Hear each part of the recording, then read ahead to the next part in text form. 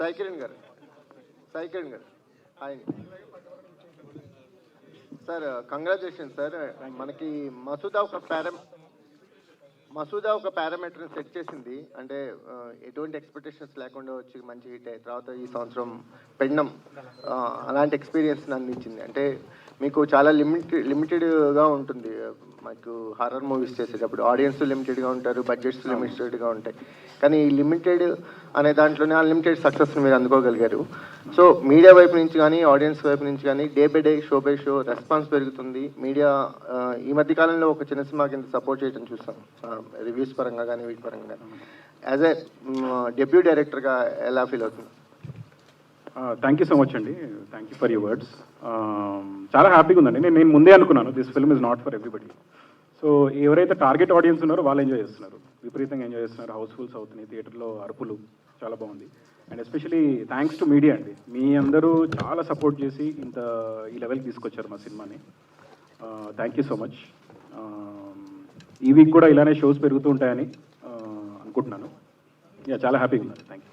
శ్రీరామ్ గారు, సో ఒక solo success అనుకున్నారు చాలా కాలం తర్వాత. సార్ ఒక టీమ్ సక్సెస్ సార్. నిజంగా నాకు ఇట్స్ ఫస్ట్ సక్సెస్. ఇండివిజువల్గా ఒక సినిమాలో అంటే సపోర్టివ్ రోల్స్, క్యామియోస్ తెలుగులో ఇవే అనమాట. ఒకరికొకరు, తర్వాత పోలీస్ దాని తర్వాత ఇదే sir. It's the only film.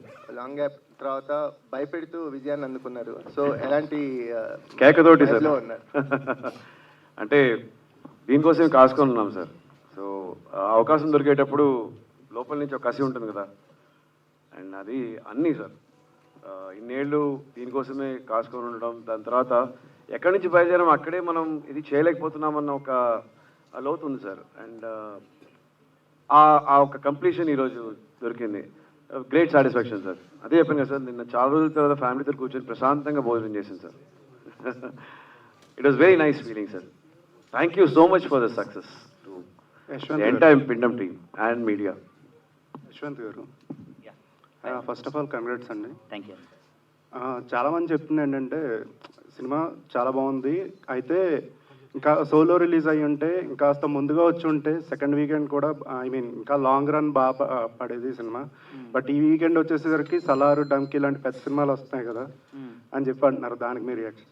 అంటే యాక్చువల్లీ మేము అనుకున్న డేట్స్లో ఇది one of the best date అనిపించిందండి. అంటే మా మూవీకి మేము అట్లీస్ట్ 6 ఆడియన్స్కి రీచ్ అయితే చాలు అనుకున్నాను.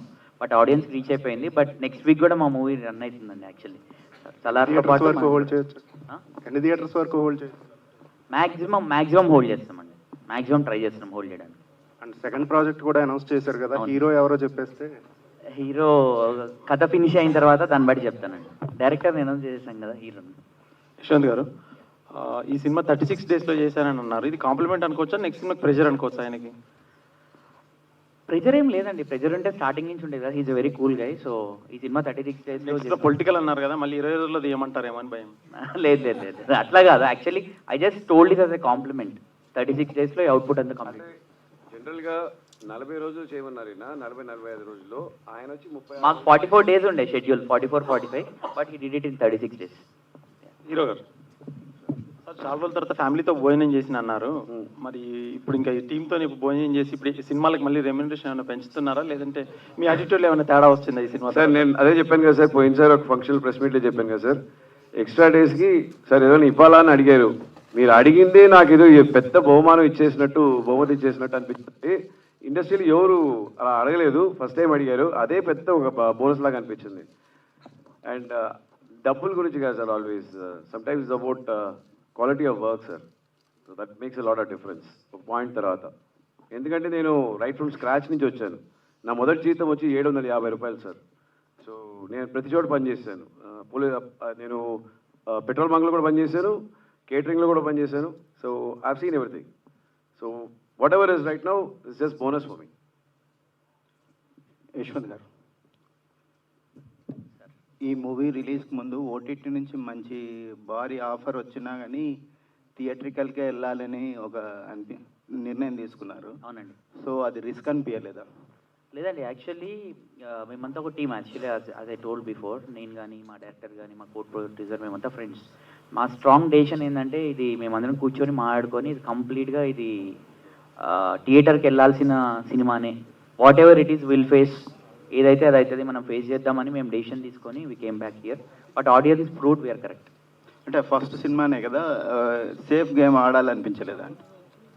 సేఫ్ గేమ్ కంటే కూడా ఇంత మంచి సినిమా థియేటర్కి వెళ్ళి ఆడియన్స్ చూస్తే బాగుంటుంది అనిపించింది. అంటే ఇది నా ఒక్క డెసిషన్ కాదు, చెప్పాను కదా, నాది, మా డైరెక్టర్ది అండ్ కో ప్రొడ్యూసర్.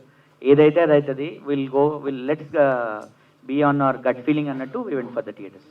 పిండం 2 ఎప్పుడండి? డైరెక్టర్ ఉందా సార్? పిండం 2 ఉందా? లేదండి, ఇప్పట్లో అయితే ఏం ప్లాన్ చేయట్లేదు. ఇంకా టైం పడుతుంది. ఎప్పుడైతే బ్యానర్కి డబ్బులు అవసరమో అప్పుడు తీస్తాం.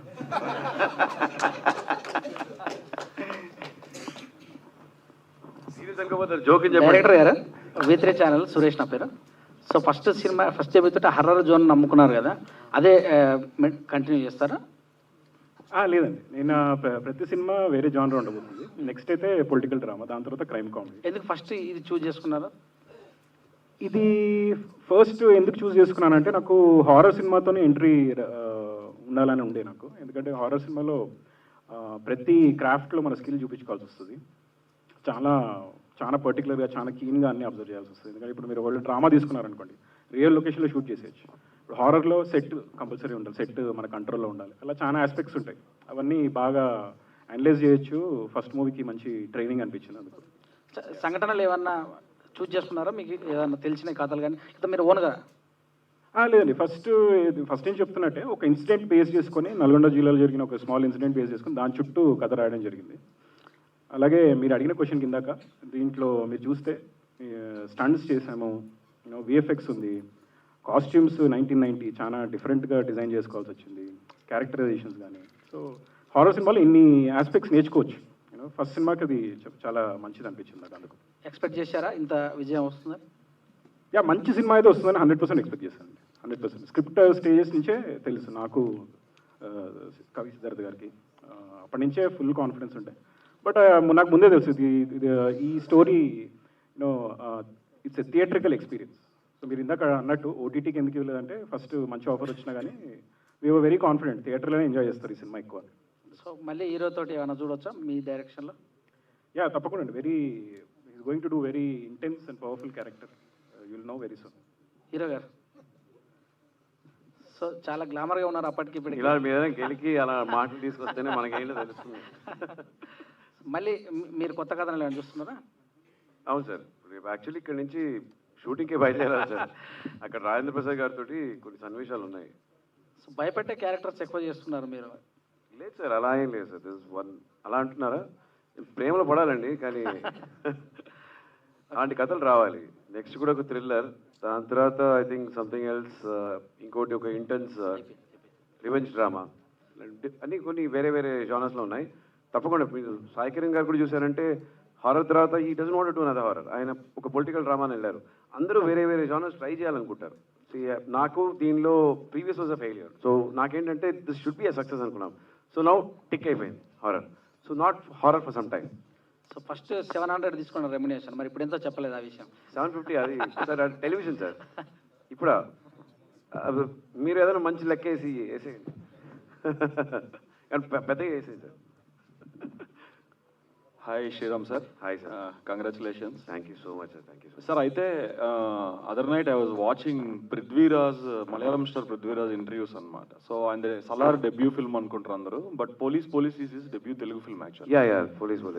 In fact I introduce him. So ఆయన అంటే ఇంటర్వ్యూలో కూడా చెప్పారు, శ్రీకాంత్తో కలిసి సినిమా చేస్తా అని చెప్పి నేను ఒక నేషనల్ లెవెల్ ఇంటర్వ్యూలో చెప్పారు. సో అది చూసినప్పుడు నాకు ఏమనిపించింది అంటే, ఇమీడియట్గా you both started at the same time బేసికల్గా, మీరు పృథ్వీరాజ్ గారు కూడా. బట్ కాకపోతే చాయిస్ ఆఫ్ ఫిలిమ్స్ అనేవి సక్సెస్ని డిలే చేసాయి మీ విషయంలో అని అనుకోవచ్చా? లేదంటే రైట్ చాయిస్ ఆఫ్ ఫిల్మ్ తీసుకుంటే సక్సెస్ ఎప్పుడైనా వస్తుంది అని అనుకోవచ్చా? మీకు యాక్చువల్లీ పృథ్వీరాజ్ గారు ఒక సంవత్సరంలో ఎన్ని సినిమాలు చేస్తారో తెలుసా మీకు? Almost close to 25-26 films. మాకు ఏ లాంగ్వేజ్లో అయినా 3 to 4 films the max. So the choice of ఒక 10లో 2 clicking, a choice of 26 or 25 multiple clicking is more probability on a ratio. So mood low, if all the 3 goes wrong, again, now an average it doesn't work so much. So limitations are there. So experience also comes over period of time అనమాట. That is how it is. And in fact he is actually 4-5 years younger than me as well. But is talented. In fact police చేసేటప్పుడు ఈ traded as డబ్బులతో కాదు, నేను నీకోసం ఇప్పుడు చేస్తాను, నేను అడిగేటప్పుడు నువ్వు చేయాలన్నారు. నేను అలానే ఆయన మలయాళంలో విలన్గా చేశాను, ఆయన తెలుగులో నాకు విలన్గా చేశారు. So you telling me it can be mixture of both collective. I'm not saying, I'm not blaming anything on everybody. It's also me choice. Yeah. Cool, sir. Hope you will carry this streak. But I will not leave experimenting. I did experiment దాని వల్ల కొన్ని తప్పులే, but doesn't mean that you should give up experimenting, right? Yes. Horror also was one that. Now it's one. I have to beat few more. I will. Good, sir. All the best. Thank Sai you. Kiran Daidu. Sai Kiran garu, hi. అంటే film some పార్ట్స్లో I have issues. కొన్ని చోట్ల నాకు అంత ఎందుకో disconnect అయ్యాను నేను యాక్చువల్గా. అవన్నీ పక్కన పెడితే నాకు 2 మేజర్ డౌట్స్ ఏంటంటే, when you are dealing exorcism అన్నప్పుడు సెకండ్ హాఫ్లో అంటే ఏ మత గ్రంథంలో ఏ మంత్రాలు చదువుతుందంటే ఏమవుతుంది అనేది ఆ క్లారిటీగా అర్థం కావట్లేదు అనమాట. దే ఆర్ రీడింగ్ సంథింగ్ అది అనేది. అది అంటే క్లారిటీగా సెన్సార్ ఇష్యూస్ వాళ్ళు చెప్పలేదా, లేకపోతే అది మీరు చెప్పాలనుకోలేదా అలాగా? లేదు, సెన్సార్ ఇష్యూస్ వల్ల కొన్ని తీసేయాల్సి వచ్చింది, అందుకే అది అక్కడ క్లారిటీ మిస్ అయింది. కానీ మీరు చూసినట్టయితే ప్రతి లాంగ్వేజ్ ఎక్సార్సిజం మంత్రాలు పెట్టింది క్లియర్గా కాయిన్స్తోని క్లియర్గా ఎక్స్ప్లెయిన్ చేశాం కదా. ఆ ఎక్స్ప్లెనేషన్ అయితే definitely visually the clarity is there.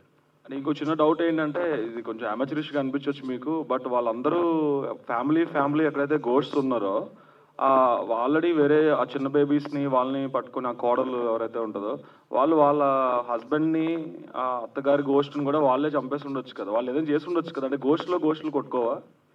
లేదు, యాక్చువల్గా ఏంటంటే ఇంకొకటి ఏంటంటే ఈ కథలో 1930 అండ్ కరెంట్ టైం లైన్ క్లుప్తంగా చెప్పాము. మీ కంప్లీట్ స్టోరీ చెప్పింది ఓన్లీ 1990 స్టోరీ ఒకటే. The majority of the story 1930 and current time line క్లుప్తంగా చెప్పి వదిలేస్తాం. So it's incomplete. సో అంటే you want to take it to పిండం 2? అట్లేం లేదు, ఓపెన్ ఎండెడ్గా వదిలేసాము. పిండం 2కి యాక్చువల్గా స్ట్రాంగ్ స్టోరీ ఉంది, కానీ ఇప్పట్లో తీయదలుచుకోలేదు. సో అండ్ స్టేజ్ మీద లేరు రవివర్మ గారు, ఫ్యాబులస్ జాబ్ అండి. మన సినిమా చూసిన 3 days నుంచి మీరు నాకు ఫ్లాష్ అవుతున్నారు మైండ్లో. ఎక్కడ చూసినా టక్ మీ మీద వచ్చేస్తుంది, కొద్దిగా భయంగా ఉంది నాకు అది. Fantastic job sir. I wish to see you more from you. Thank you so much. All the best guys. Thank you so much. Thanks to media. And మనకి కొంచెం టైం తక్కువ ఉంది, సో ఎవరైనా క్వశ్చన్స్ మిస్ అయింటే I'm so sorry. Thank you so much once again. Media అందరికీ thank you so much once again. Team అందరికీ కూడా congratulations. So Kalahi media and ఆరోహిత్ దైదరా ప్రెజెంట్స్ మన పిండం సినిమా థియేటర్స్లో సూపర్ సక్సెస్ఫుల్గా రన్ అవుతుంది. సో ఇంకా ఎవరైనా చూడని వాళ్ళు ఉంటే హ్యాపీగా ఫ్యామిలీస్తో వెళ్ళి చూడండి, ఎంజాయ్ చేయండి. So this is